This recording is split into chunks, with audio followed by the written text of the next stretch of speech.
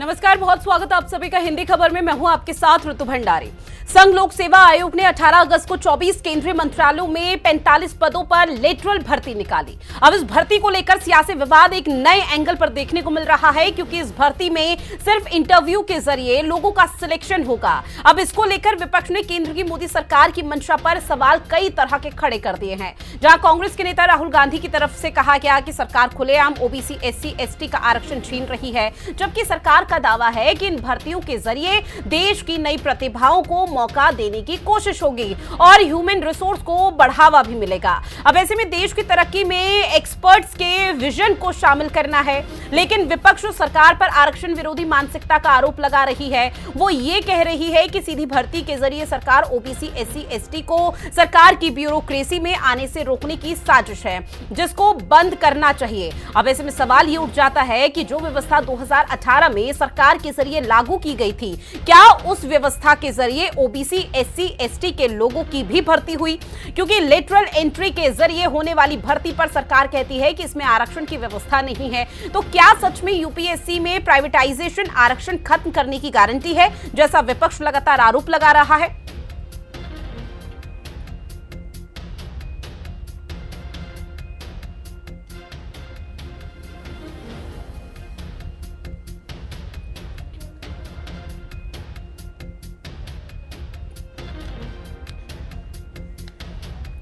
अब ऐसे में हिंदी खबर के कुछ सवाल जो लगातार उठ रहे हैं, जिन सवालों में सबसे महत्वपूर्ण सवाल तो यही कि यूपीएससी में सीधी भर्ती का खाका आरक्षण पर क्या डाका डालने की कोशिश हो रही है। टॉप ब्यूरोक्रेसी में भर्ती संविधान की अनदेखी हो रही है। यूपीएससी में लेटरल एंट्री आरएसएस के इशारे पर नौकरी हो रही है, क्योंकि यही आरोप है जो लगातार विपक्ष केंद्र सरकार पर, मोदी सरकार पर मढ़ रहा है। अब ऐसे में सवाल यह भी कि 45 सीटों पर भर्ती, कोटा खत्म करने की गारंटी क्या मोदी सरकार यहां पर दे पा रही है? आईएएस की निकली नौकरी, आरक्षण विरोधी की घंटी, ये भी हिंदी खबर एक महत्वपूर्ण सवाल। अब इन्हीं इर्द गिर्द जो सवाल हैं, इन सवालों के आज जवाब जानेंगे और इसी मुद्दे पर चर्चा करेंगे। लेकिन उससे पहले राजनीतिक और सियासतदानों की क्या कुछ प्रतिक्रिया सामने आई, जरा वो सुनिए। संविधान सम्मत आरक्षण है सरकारी नौकरियों में। यूपीएससी आप देते हैं तो पूरा एक आरक्षण की एक सुविधाएं हैं एससी, एसटी, ओबीसी सबके लिए। तो वो सुविधाएं आप नकार के लैटरल एंट्री या डायरेक्ट एंट्री कर रहे हैं। पिछले दरवाजे से आप एक तरह से आरक्षण को ख़त्म कर रहे हैं और संविधान के साथ खिलवाड़ कर रहे हैं। तो चाहे नीतीश कुमार जी हों या चिराग पासवान जी हों या आरएलडी के नेता हों जयंत चौधरी जी या चंद्रबाबू नायडू, ये सब आरक्षण की वकालत करते रहे और इनके सामने आरक्षण ख़त्म किया जा रहा है। भाई लेटरल एंट्री कहाँ से आपको सपना आ गया? कैसे आप ये व्यवस्था लेके आ गए? आप इस देश के अंदर जो पिछड़ों को, दलितों को, आदिवासियों को सरकारी नौकरियों में अधिकार मिला है, उसको आप एक नया फॉर्मूला लागू करके खत्म करते हैं, तो ये ठीक नहीं है। इस बात को स्पष्ट कर दूं, हेड ऑफ द गवर्नमेंट मेरे प्रधानमंत्री हैं और प्रधानमंत्री जी की सोच कतई आरक्षण विरोधी नहीं हो सकती। पीछे कुछ दिनों पहले जब अनुसूचित समाज में भी आरक्षण को लेकर मतभेद को पैदा करने का प्रयास किया गया था, सुप्रीम कोर्ट के द्वारा जिस तरीके से उसमें अलग अलग प्रावधान बनाए जाने की बात कही गई थी, उस पर भी मेरे प्रधानमंत्री ने स्पष्ट तौर से कहा था और ये कैबिनेट की मीटिंग में ही इस बात को कहा गया था कि आरक्षण को जिस तरीके से बाबा साहेब भीमराव अंबेडकर ने जो प्रावधान बनाए हैं, वही प्रावधान वैसे ही लागू रहेंगे। और इसी बीच रुक करेंगे एक बड़ी खबर का, जहां लिटरल एंट्री पर सरकार पर विपक्ष हमलावर हुआ है। राहुल गांधी, अखिलेश यादव, मायावती और तेजस्वी यादव ने भी अब कई गंभीर सवाल उठा दिए हैं। ओबीसी, एससी, एसटी को आरक्षण न देने की साजिश, विपक्ष लगातार गंभीर आरोप लगा रहा है। जहां राहुल गांधी के जरिए कहा गया कि खुलेआम आरक्षण छीना जा रहा है, जिसमें ओबीसी, एससी, एसटी हैं। वहीं अखिलेश यादव ने कहा कि आरक्षण छीनने की साजिश न सिर्फ आज से बल्कि लंबे समय से राज्य सरकार, केंद्र सरकार कर रही थी। वहीं मायावती का जिक्र किया जाए तो मायावती का भी एक बड़ा बयान सामने आया इस पूरे मामले से जुड़ा हुआ, जहां मायावती का कहना कि निचले कर्मचारियों को प्रमोशन न देने की साजिश इस वक्त बीजेपी कर रही है। और इस पूरे मुद्दे को लेकर जो सियासत है वो होती हुई नजर आ रही है, जिसको लेकर अलग अलग सियासतदानों के रिएक्शन अब सामने आ चुके हैं, जिसमें राहुल गांधी, मायावती, अखिलेश का बयान सामने आया। ओबीसी, एससी, एसटी को आरक्षण न देने की साजिश, ये विपक्ष का कहना। वहीं राहुल गांधी ने कहा कि खुलेआम आरक्षण छीना जा रहा है, ऐसे में ओबीसी, एससी, एसटी लोगों का भला नहीं नहीं किया जा रहा। अखिलेश यादव ने कहा आरक्षण छीनने की साजिश हो रही है, तो वही मायावती का कहना कि निचले कर्मचारियों को प्रमोशन न देने की साजिश बीजेपी कर रही है। और आज इसी मुद्दे पर चर्चा करेंगे। हमारे साथ खास पैनल भी जुड़ा हुआ है जिनसे आप सभी का तारुफ करा दे। रत्नाकर सिंह जी हमारे साथ जुड़े हैं जो कि बीजेपी के नेता है, अशोक तिवारी जी समाजवादी पार्टी के प्रवक्ता, कांग्रेस के प्रवक्ता यश श्रीवास्तव जी हमारे साथ जुड़ चुके हैं, और शिंदे गुट से शिवसेना के प्रवक्ता सुशील व्यास जी हमारे साथ जुड़ चुके हैं जो कि अधिवक्ता भी हैं। बहुत स्वागत करती हूँ आप सभी का हिंदी खबर में। और शुरुआत रत्नाकर सिंह जी मैं आप ही के साथ करना चाहूंगी। एक तरफ बीजेपी का नारा है सबका साथ सबका विकास, जिस तरह से विपक्ष आरक्षण के मुद्दे को लेकर और ये सीधी भर्ती को लेकर आप लोगों को आड़े हाथ ले रहा है, उससे लग नहीं रहा सर कि सबका साथ सबका विकास हो पा रहा है। देखिए रितु जी, सबसे पहले तो मैं यही कहना चाहूंगा कि विपक्ष को अपनी भूमिका संजीदगी के साथ निभानी चाहिए। झूठ फैलाने का प्रोपेगेंडा कभी नहीं करना चाहिए। इन्होंने पिछले चुनाव में भी किस तरह से झूठ फैलाया था कि संविधान खतरे में है, संविधान खतरे में, आरक्षण खत्म कर दिया जाएगा। राहुल गांधी जी ने तो यहाँ तक कहा कि मंच पे खड़े होकर कि अगर नरेंद्र मोदी जी तीसरी बार प्रधानमंत्री बनते हैं तो देश में चुनाव की प्रथा ही खत्म हो जाएगी। क्या इस देश में चुनाव की प्रथा खत्म हो गई या आगे चुनाव नहीं होगा? तो इस तरह का झूठ फैलाने का काम यही कांग्रेस पार्टी और उसके अलायंस करते हैं। मैं आपको स्पष्ट रूप से बताना चाहता हूं रितु जी कि आज जो लेटरल एंट्री के बारे में इतना हो हल्ला ये कर रहे हैं कांग्रेस के नेता और उनके विपक्ष, उनके समर्थक दल, मैं उनसे पूछना चाहता हूं कि 2005 में यही वीरप्पा मोइली की अध्यक्षता में इन्होंने ही एक प्रशासनिक सुधार आयोग का गठन किया था और उस आयोग के द्वारा ये सिफारिश की गई थी कि लेटरल एंट्री की जो है व्यवस्था की जाए। तो आज अगर लेटरल एंट्री की व्यवस्था करके हम अच्छे लोगों को प्रशासनिक में लाने की कवायद कर रहे हैं तो इसमें क्या बुरा कर रहे हैं? कल तक यही रिकमेंडेशन कर रहे थे और आज इसी का विरोध कर रहे थे। इनका सिर्फ एक ही मकसद है कि राजनीतिक रोटी सेकना। आज ये आरक्षण की बात कर रहे हैं, ओबीसी एससी एसटी की बात कर रहे हैं। अब बताइए, ओबीसी एससी एसटी का आरक्षण निकाल करके और मुसलमानों को देने का 4% कर्नाटक में काम किसने किया? यही कांग्रेस पार्टी ने काम किया है ना। और अभी कांग्रेस पार्टी ने ही कर्नाटक में 14,000 करोड़ ओबीसी का जो बजट था उसको घटा दिया, 22,000 से 7,000 करोड़ कर दिया। तो ये क्या हमको आरोप लगाएंगे? ये खुद ही देखें। इन्होंने मंडल कमीशन का सदन में विरोध किया था राजीव गांधी जी ने। इन्होंने 1961 में जब नेहरू जी प्रधानमंत्री थे उस समय आरक्षण तभी लागू हो गया होता, लेकिन इन्होंने लागू नहीं होने दिया। और 80 और 90 के दशक में जब इंदिरा और राहुल जी की सरकार, राजीव गांधी की सरकार थी, तो उस समय भी इन्होंने मंडल कमीशन को दबा के रखा और आरक्षण को लागू नहीं होने दिया। तो ये खुद जो है इस तरह की परिस्थितियां लेकर आए, आरक्षण विरोधी खुद रहे हैं और आज आरोप हमारे ऊपर लगा रहे हैं, जो कि भारतीय जनता पार्टी ने इस देश को दलित समाज से, आदिवासी समाज से राष्ट्रपति भी दिया है। इस देश भारतीय जनता पार्टी ने ओबीसी को प्रधानमंत्री भी बनाया है और हमने किया है ओबीसी के बारे में, कल्याण के बारे में, सबका साथ और सबका विकास के बारे में हमने सोचा है। ये तो सिर्फ आरोप लगाने की राजनीति करते हैं और जानते हैं। ठीक है, लगातार विपक्ष राजनीति कर रहा है और राजनीतिक रोटियां सेक रहा है। एक बड़ा और गंभीर आरोप आपने विपक्ष पे लगाया। सवाल का जवाब लूंगी मैं अशोक तिवारी और यश श्रीवास्तव जी से, लेकिन रत्नाकर सिंह जी एक और रिएक्शन। जब विपक्ष इतने सवाल उठा ही रहा है और आप लोगों से लगातार सवाल पूछ रहा है, तो उसकी प्रक्रिया जो भी आप लोगों के जरिए बनाई गई है वो बता दीजिए विपक्ष को, ताकि विपक्ष शांत हो जाए। क्यों इतना हो हल्ला मचाना किसी भी चीज को लेकर? देखिए रितु जी, जब हम सदन में किसी भी जो ये विवादास्पद मुद्दे जिसको मानते हैं उसको चर्चा करने के लिए बात करते हैं तो सदन से बाहर चले जाते हैं ये लोग। मणिपुर पे भी देखा आपने, जब प्रधानमंत्री जी बोलना शुरू किए तो ये सदन से उठ के सारे लोग बाहर चले गए। उसके पहले कितना हो हल्ला किए ये लोग।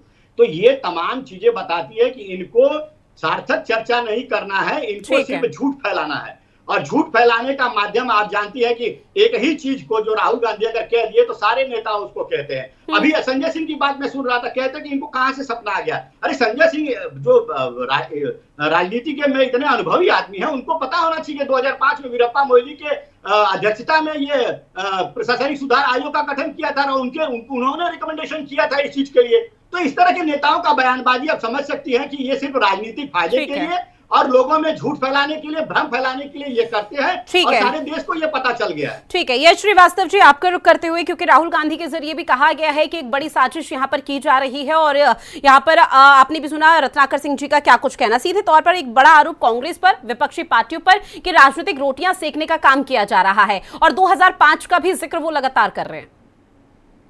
ऋतु जी, मेरी समझ में नहीं आता है ये भाजपा वाले जब विपक्ष में थे, क्योंकि अभी इतिहास की बात कर रहे हैं, मैं करना नहीं चाहता, पर चलिए करते हैं।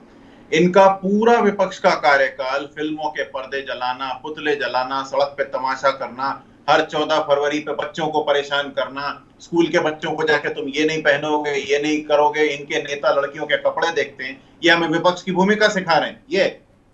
और इनको ये भी याद होना चाहिए, ये वीरप्पा मोइली का नाम इन्होंने 2 बार लिया आपके 2 सवालों में, 2 अलग अलग सवाल थे आपके, लेकिन इनको ये याद नहीं है कि हमारे इतिहास में, यानी हमारे कार्यकाल के इतिहास में, ना तो कोई रेल मंत्री हुआ जिसने इतने सारे रेल हादसों के बाद सीमेंस को एक ठेका पकड़ा दिया क्योंकि वो सीमेंस में काम करके आए थे, और ना ही हमारे यहाँ से माधवी बुज्जी निकली जो अभी चल रहा है, SEBI, Adani, Hindenburg, offshore investment है उनका, जो उन्होंने देश के सामने छुपाया। ये लेटरल एंट्री के प्रोडक्ट हैं इनके। जो इन्होंने अभी नियुक्तियां निकाली हैं, कुछ नियुक्तियां, उसमें ये चाहते हैं कि कॉर्पोरेट एक्सपीरियंस वाला व्यक्ति आके फाइनेंस के इन्वेस्टमेंट पोर्टफोलियो देखे, ministry of home and defence में आके वो प्लानिंग एंड पॉलिसी देखे। यदि ऐसा व्यक्ति आएगा जिसको ना तो सरकारी विभाग का अनुभव है, ना उसको ये पता है कि देश जमीन पर कैसे चल रहा है, कहीं से भी उठ के आ गए कॉर्पोरेट से और एक नई माधवी बुज्ज खड़ी हो जाएंगी, नया अश्विनी वैष्णव खड़े हो जाएंगे, और 3 साल बाद, 5 साल बाद इनको भगा दिया जाएगा। अब जो अगला व्यक्ति आएगा उससे आप सवाल करते रहिए। डिस्पोजेबल करप्शन की ये स्कीम है, और जिस तरह अग्निवीर में फौजियों के साथ धोखा किया, उस तरह प्रशासनिक सेवाओं में हर वो व्यक्ति जो यूपीएससी में मेहनत करेगा और नौकरी लगने के बाद अपना जीवन झोंकेगा, उस हर व्यक्ति के साथ ये अन्याय है। और उसका जवाब ये नहीं है कि सन फलाना में ये हुआ था, उसका जवाब ये है कि आप अक्षम हैं और आपकी देश के प्रति कोई भी अच्छी संवेदना नहीं है, आप अपना उल्लू सीधा कर रहे हैं। ठीक, अशोक तिवारी जी, आपका क्या कुछ कहना है इस पूरे मामले पर? देखिए, मेरा कहना है सीधी नीतियां होंगी नंबर 1 में। नंबर 2, आरक्षण तो ये बहुत दिनों से मार रहे हैं, आरक्षण पे तो कोई क्वेश्चन ही नहीं है। 2014 में जब से सरकार बनी है तब से लगातार ये प्राइवेटाइजेशन कर रहे हैं, सार्वजनिक उपक्रम से बेच डाला इन्होंने, कोई बचा नहीं। हालात ये है 30 लाख रिक्तियां इन्होंने निकाली नहीं अभी तक, इन्होंने जो रिक्तियां निकाली वो भी पर्चे लीक करा दिए। अरे इन्होंने तो बिल्कुल तांडव मचा दिया है आरक्षण हड़पने का। 69,000 शिक्षक भर्ती घोटाला हुआ जो आज तक त्रासदी बना हुआ है, सवाल इस बात का है। अब उसमें भी जो है कुछ कर रहे हैं तो सीधी नियुक्तियां होनी चाहिए, उसमें नए तरीके से सारा चीज होना चाहिए, पूरा दूध का दूध, पानी का पानी होना चाहिए। हमारी निगाह है, हम लगातार निगाह रखे हैं आरक्षण के मसले पर, आरक्षण हड़पने नहीं देंगे इनको, कहीं से भी नहीं हड़पने देंगे आरक्षण। हम आरक्षण को जो है ये जो है गटागट हड़प रहे हैं, और दलित वर्ग हमारा जो है वो बेचारा आरक्षण पर आधारित है।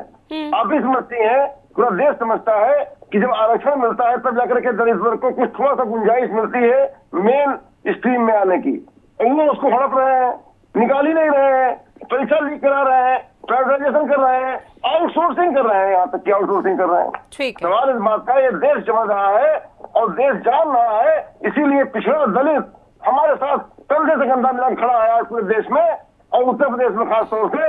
और वो जो इनको ईंट के जवाब पत्थर देगा इनको। ठीक है, ईंट का जवाब पत्थर से दिया जाएगा। सर, एक और रिएक्शन मैं आपसे लेना चाहूंगी, चूंकि आपने कहा कि हम इस पूरे मसले पर शांत नहीं बैठेंगे। कोई स्ट्रेटेजी, कोई विशेष रणनीति जिसको लेकर इस मुद्दे को उठाया जाएगा, क्योंकि आप लोगों के जरिए ही कहा जाता है तानाशाही की सरकार है, और आपने रत्नाकर सिंह जी को भी सुना, उन्होंने अपना परसेप्शन रखा, तो सीधे तौर पर समझा जा सकता है सरकार तो अभी नहीं सुनने वाली, जो चल रहा है वो प्रक्रिया तो उसी हिसाब से चलेगी। नहीं, सरकार को सुनना पड़ेगा, अगर नहीं सुनेगी तो हम आंदोलन करेंगे और आंदोलन के रास्ते पे आएंगे। हमें आरक्षण बचाना है, आरक्षण को हड़पने नहीं देना है, किसी भी हालत में आरक्षण हड़पने नहीं देना है, ये हमारा उद्देश्य है। क्योंकि पिछड़ा दलित, अल्पसंख्यक, आधी आबादी और अगले भी जो पीड़ित हैं, जो नौकरी नहीं पा रहे हैं, पीड़ित हैं या कहीं से भी पीड़ित किए गए हैं, वो अगला वर्ग भी हमारे साथ आया है इस चुनाव में। 24 में हमारे साथ सर्व जन समाज आया है, तब जाके हमें इतना मत मिला है उत्तर प्रदेश के अंदर कि हम जहां से जीते हैं वहां तो जीते ही हैं, जहां हम नहीं जीत पाए हैं वहां भी हमारी हार का अंतर कम हुआ है और उनके जीत का अंतर कम हुआ है। मोदी जी का चुनाव देख लीजिए, राजनाथ सिंह का चुनाव देख लीजिए, जब समाज वोट देता तब इतना जाके वोट मिलता है। जी सुशील व्यास जी, आपका रुख करते हुए, और सर मैं चाहूंगी कि शिवसेना के प्रवक्ता, शिंदे गुट के प्रवक्ता होने के नाते आप पहले एक अधिवक्ता के तौर पर जवाब दीजिएगा, उसके बाद मैं आपसे राजनीतिक रिएक्शन लूंगी। क्या लिटरल भर्ती पर आरक्षण होना चाहिए? और अगर होना चाहिए तो क्यों होना चाहिए, और नहीं भी होना चाहिए तो उसके पीछे की वजह आप क्या देखते हैं? रितु जी, मैं सबसे पहले आपसे विनम्रता के साथ कहना चाहता हूं कि शिवसेना है, कोई गुट नहीं है। दूसरा गुट है, हम अधिकृत रूप से recognise by Supreme Court and Election Commission. तो कृपा करके गुट मत कहिए हमारा, हमारी ही शिवसेना है, अन्य दूसरा गुट जो है वो गुट है। लेकिन सर फिर भी वो भी शिवसेना ही है, चाहे उद्धव गुट का भी जिक्र किया जाए, उद्धव गुट का भी जिक्र किया जाए, वो भी शिवसेना का नाम लेकर और सिंबल लेकर ही आगे चल रही है। ठीक है, वो गुट है, हाँ वो गुट है और अधिकृत रूप से हमें रिकॉग्नाइज किया। लेकिन सर जो दर्शक इस वक्त देख रहे हैं और सुन रहे हैं, उनको ये बताना जरूरी है कि आप किस परसेप्शन के साथ अपनी बात रखेंगे। अब सर आप अपने सवाल का जवाब रखिए। हाँ, रत्नाकर जी ने जो कहा कि 2005 में वीरप्पा मोइली जी के जमाने में एक कमेटी बनी थी और एक विचार उस समय से आया था। ये कोई नया विचार 2024 अगस्त में अचानक नहीं आ गया। और जो बात आप कह रही थी आरक्षण वगैरह से संबंधित, तो ये मुझे समझ में नहीं आ रहा कि अचानक विपक्ष अब क्यों जगा। 29 नवंबर 2018 को वर्तमान मोदी जी के रिजिम में ही एक तत्कालीन सेक्रेटरी सुजाता जी के द्वारा एक लेटर दिया गया था इस तरह से कि डायरेक्ट भर्तियां होंगी और उनको डेपुटेशन के समकक्ष रखा जाएगा। और जब डेपुटेशन पे कोई चीज होती है तो उसमें आरक्षण नहीं होता है। और ये जब डेपुटेशन की बात आज नहीं आई, ये नवंबर 2018 से आई हुई है, तो अचानक विपक्ष को ये कैसे याद आ गया? और क्या भूतकाल में भर्तियां नहीं हुई? मैं बड़ी विनम्रता से कहना चाहता हूं, क्या विशेषज्ञों को पहले सरकार में नियुक्तियां नहीं मिली है? आदरणीय डॉक्टर मनमोहन सिंह जी IARS नहीं थे, IAS नहीं थे, IFS नहीं थे, लेकिन चूंकि उनकी योग्यता थी, उनको जरूरत थी, भारत तत्कालीन प्रधानमंत्री और मंत्रियों को लगा कि उनकी जो भी योग्यता है उसका उपयोग किया जाए। और आपने देखा वो गवर्नर भी बने, वो फाइनेंस मिनिस्ट्री में भी आए, प्लानिंग कमीशन के डिप्टी चेयरमैन भी बने। उसी तरह से मोन्टेक सिंह अहलुवालिया भी है, वो डायरेक्ट सचिव तक गए। तो ये कोई पहली बार नहीं हो रहा है। विशेषज्ञों को सरकार के अंदर उनकी उपयोगिता को देखते हुए शामिल करने का सिलसिला भूतकाल में भी हुआ, सभी सरकारों में हुआ। ये कोई मोदी जी पहली बार नहीं कर रहे। तो इस समय जो उनकी योग्यता को अगर समुचित रूप से उपयोग करने की अगर कोई प्रथा है तो उसके तहत ही वर्तमान में 45 नियुक्तियों की ये विज्ञापन निकाला गया। जी ठीक है। यश श्रीवास्तव जी, आपका रुख करते हुए सीधे तौर पर सुशील व्यास जी का कहना है कि आखिर अचानक ऐसा क्या हुआ जो विपक्ष जाग गया? यूपीए सरकार ने ही इसकी सिफारिश की थी और अब खुद हंगामा यहां पर मचाया जा रहा है। ऋतु जी देखिए, बहुत छोटे छोटे फुटनोट्स या फाइन प्रिंट वाली बात है जो मैं आपको ब्रॉड स्पेक्ट्रम में समझा चुका हूं कि हमने जो डेपुटेशन की नीतियां रखी उसमें माधवी बुच या फिर ये रेल मंत्री जैसे लोग नहीं आए। कॉर्पोरेट में एक पोस्ट होती है जिसको कि बिजनेस पार्टनर कहा जाता है। मंत्री जी उस तरह का रोल निभा रहे हैं क्योंकि उनके आते ही 26,000 करोड़ का प्रोजेक्ट एक प्राइवेट विदेशी कंपनी को मिलता है, जबकि हमारी BHEL, CLW, DLW ये सब फैक्ट्रियां खाली बैठी रह जाती हैं और आप ये BHEL को अंडर वैल्यू करके नीलाम करना चाहते हैं। उसी तरह से भी मैं माधवी बुच जी का बोल चुका हूं जी। और मैं आपको फिर ये भी बताता हूं कि ये जब बोलते हैं विपक्ष तो मैं फिर याद दिलाता हूं, ये जब विपक्ष में थे तब ये सिर्फ पुतले जलाते थे, नाच गाना करते थे। आज जब ये सरकार में है तो ये देश के साथ धोखा कर रहे हैं। ये लेटरल एंट्री और उत्तर प्रदेश के 69,000 शिक्षकों की भर्तियां निरस्त करना, ये एक ही सिक्के के दो पहलू हैं। ये चाहते हैं कि हर तरह से एब्सोल्यूट कंट्रोल इनके पास हो और जाति या जिस भी आधार पे इनका जो मन करे ये लोगों के साथ अपनी मनमानी करें। सीधा सच स्वीकारने का साहस इनमें है नहीं। और आपने एक बात कही थी कि सरकार तो अपनी मर्जी करेगी, फिर आप क्या करेंगे? तो ऐसा नहीं है।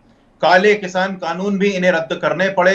राहुल जी जहां जहां गए उन लोगों की बात इस सरकार को सुननी पड़ी। और ये आरक्षण जो 69,000 शिक्षकों का इन्होंने रद्द किया है या जो भी तरह से उन्होंने नियुक्ति रद्द की है, ये भी इनको बंद करना होगा, न्याय करना होगा।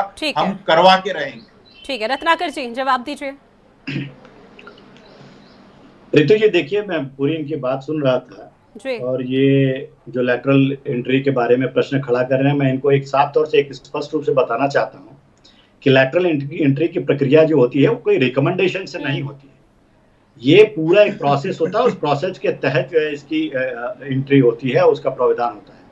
ये यहाँ पे कोई इंदिरा गांधी के पुत्र और पुत्रियों का, राजीव गांधी के पुत्र पुत्रियों को ये अध्यक्ष रोना बनाना मत है। चाहिए। यश श्रीवास्तव जी, विनम्र पे निवेदन है सर आपसे, बीच में नहीं, अभी आपकी भी पूरी बात सुने। नहीं, मैं बीच में नहीं बोलना चाहता, हाँ। बिल्कुल नहीं बोलना चाहता। अब निवेदन है आप कि इंदिरा गांधी तो जी मैं के बारे आपकी में बातों का जवाब दे। ठीक है सर, एक बार सुन लीजिए, अगर मैं उसके बाद आप ही का ओपिनियन लूंगी कि आपका पूरा रिएक्शन क्या है, आपको जहां भी आपत्ति हो आप उसके बाद अपनी बात रखिएगा। रत्नाकर जी, देखिए, अभी ये तमाम कंपनियों का नाम गिना रहे थे, इन्होंने झूठ तभी भी फैलाया था। हिंडनबर्ग का रिपोर्ट आया था तो ये कहे थे कि एसबीआई डूब जाएगी, एलआईसी डूब जाएगा, हाँ, आम आदमी का पैसा लगा हुआ है, लोन अडानी को दिया गया है, तो झूठ फैलाया तभी से।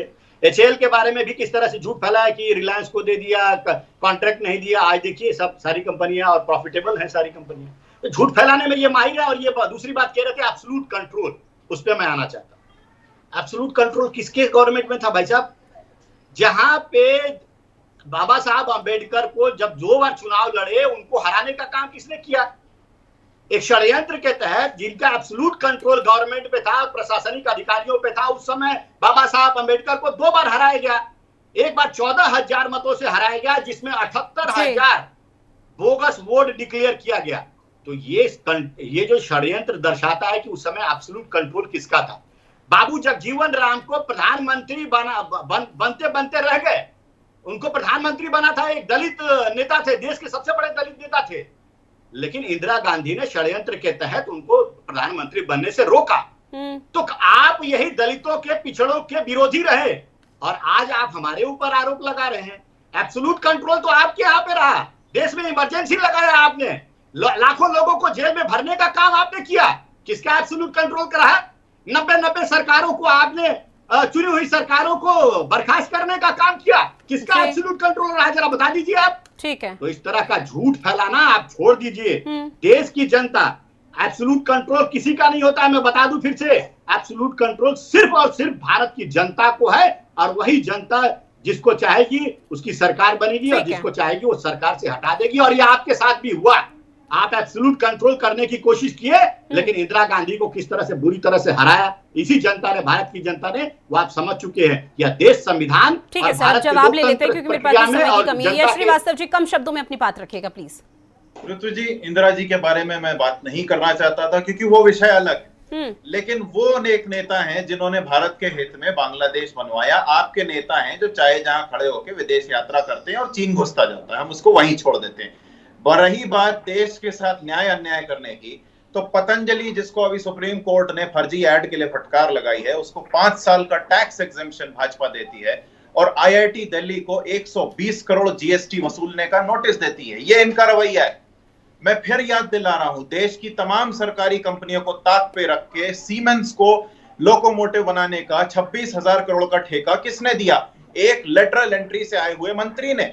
हमारे कार्यकाल में ऐसा नहीं हुआ, आपके कार्यकाल में हो रहा है। आप अग्निवीर में 4 साल बाद बच्चों को भगा रहे हैं। आप यूपीएससी में चाहते हैं कि अपनी मर्जी से कॉर्पोरेट को बिठा दें और जो सालों से प्रमोशन की राह देख रहे हैं वो बैठे रह जाए।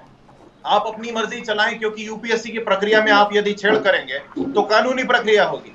तो देखिए, जनता आपको समझती है। ये इंदिरा गांधी और इतिहास का रोना मत मचाइए। आपका इतिहास खोलेंगे तो अभी आप रोने लगेंगे, कूदेंगे 6-6। ठीक है, एक लास्ट रिएक्शन मैं अशोक तिवारी जी आपसे लेना चाहूंगी, चूंकि देखिए इस पूरे मामले पर कहीं ना कहीं आरएसएस को लेकर भी डिस्कशन हो रहा है। आप लोगों के जरिए कहा जा रहा है कि आरएसएस के इशारे पर ही ये पूरा प्रोपेगेंडा खेला गया, उसी पर आपका जवाब। देखिए, चाहे आरएसएस हो चाहे भाजपा हो, दोनों एक ही सिक्के के 2 पहलू हैं। सच्चाई है, इन लोगों का काम है आरक्षण को हड़पना। हम स्पष्ट कहना चाहते हैं, आज देश का पीढ़ी जाग गया है, उत्तर प्रदेश का पीढ़ी तो जाग ही गया है।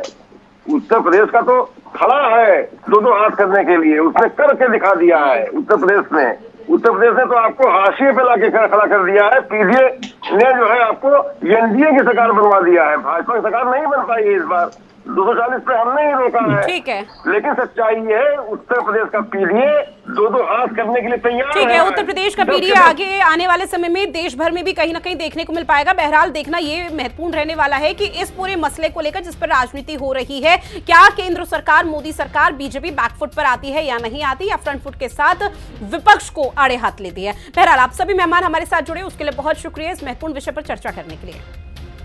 खास पेशकश में इतना ही, मुझे दीजिए इजाजत, नमस्कार।